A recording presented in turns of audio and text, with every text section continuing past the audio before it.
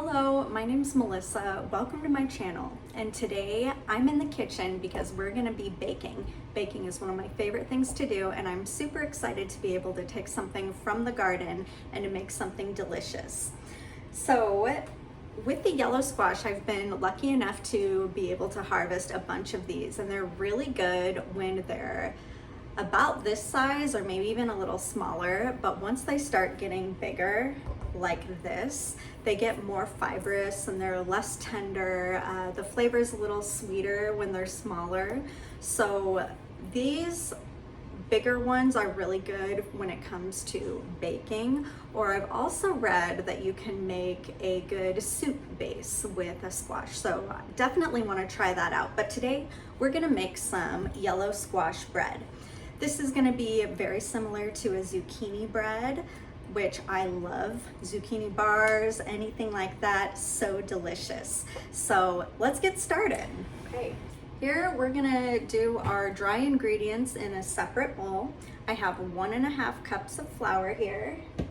And then I have a half a teaspoon of baking powder, a half a teaspoon of baking soda, a half a teaspoon of salt, and then a teaspoon of, cinnamon. Just put that in there. And then I'm also gonna do about 1/4 of a teaspoon of nutmeg. This may seem kind of fussy to grind it myself instead of grabbing it from a jar, but it really does have a great flavor when you use fresh nutmeg. That being said, you can totally just grab the stuff from the jar. It's fine, I have that too. But we're just gonna add a little bit of this. Oh yeah, that smells really good, I love it. And then we're just gonna whisk up these ingredients.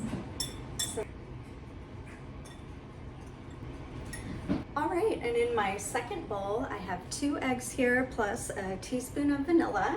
So I'm gonna first go ahead and whisk those up. Get those yolks broken up.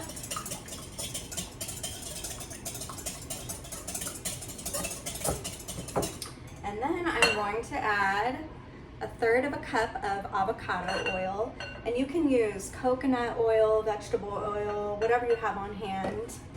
Then I'm also going to add about 1/3 cup of sour cream.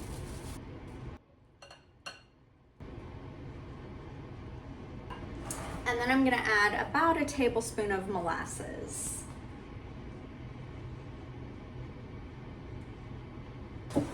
Plus 1 cup of sugar. Get this all mixed up. Now for our yellow squash. What I have done is just used my grater, the large size grates there, and I'm just kind of going around the core of the squash. The core kind of has, well, it has the seeds plus a lot of that fibrous material there. So we're gonna just go around that and get the outside section there. So I have about 1 cup. So we're gonna go ahead and put that in with our wet ingredients as well.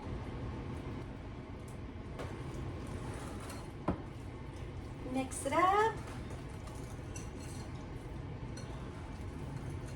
Now we're just gonna combine them here. The dry into the wet ingredients.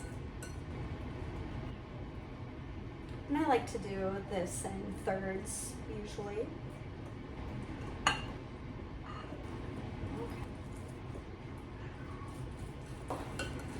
I've preheated my oven to 350 degrees, and I have a greased up 9x5, 5x9. So we're just gonna put our batter right in here. And if you prefer to use a mixer instead of a whisk, totally feel free. You don't have to mix it super vigorously or anything. Just pretty much as soon as the batter comes together, it should be good to go. Okay, then I'm just gonna kind of shake it around to get those air bubbles up. There we go. Okay, and here's our batter ready to go in the oven. We're looking at around 45 to 50 minutes, but I'll let you know.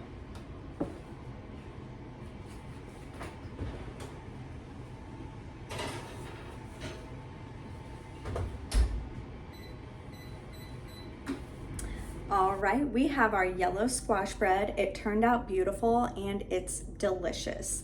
It's sweet and it's got that nice kind of fall seasoning flavor, but mine took 55 minutes at 350. I did the toothpick test and it came out clean.